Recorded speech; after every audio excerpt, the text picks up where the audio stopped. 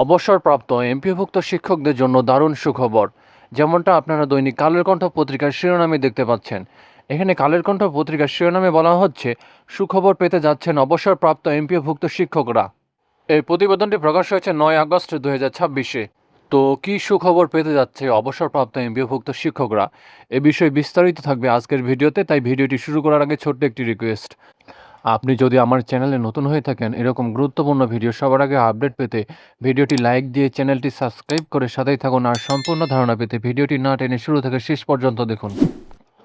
অবসর সুবিধা ও কল্যাণ ট্রাস্টের পাওনা মেটাতে দীর্ঘদিন পর উদ্যোগ নিয়েছে সরকার। আগামী 15 আগস্ট থেকে দেশের 64 জেলায় একযোগে বেসরকারি এমপিভুক্ত শিক্ষা প্রতিষ্ঠানের অবসরপ্রাপ্ত শিক্ষক কর্মচারীদের অর্থ বিতরণ কার্যক্রম শুরু হতে যাচ্ছে।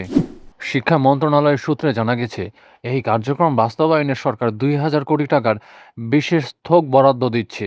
এর আওতায় অবসর সুবিধা বোর্ড ও কল্যাণ ট্রাস্টের মাধ্যমে সব মিলিয়ে প্রায় 1,14,000 অবসরপ্রাপ্ত শিক্ষক কর্মচারী তাদের বকেয়া পাওনার সুবিধা পাবেন।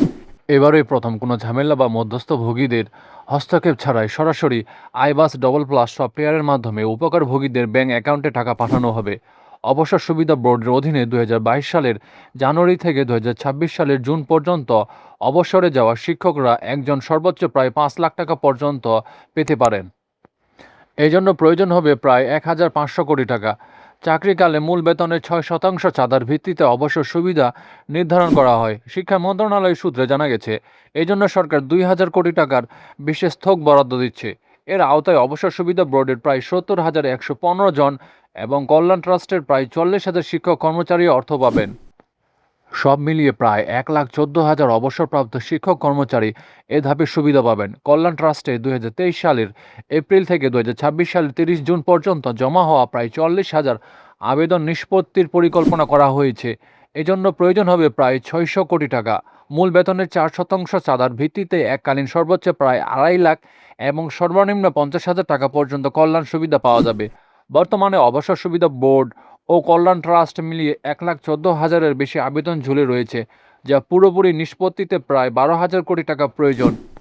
সরকার সম্প্রতি 2,000 কোটি টাকা বরাদ্দ দেওয়ায় বড় একটি অংশের পাওনা মেটানো সম্ভব হলেও সবার বকেয়া টাকা একসঙ্গে পরিশোধ করা সম্ভব হচ্ছে না। এ বিষয়ে আগামী 13 আগস্ট সংবাদ সম্মেলনে বিস্তারিত তথ্য তুলে ধরার কথা রয়েছে শিক্ষামন্ত্রীর। পরবর্তীতে 15 আগস্ট দেশের 64 জেলায় একযোগে সুবিধাভোগীদের অর্থ বিতরণ কার্যক্রম শুরু হতে পারে।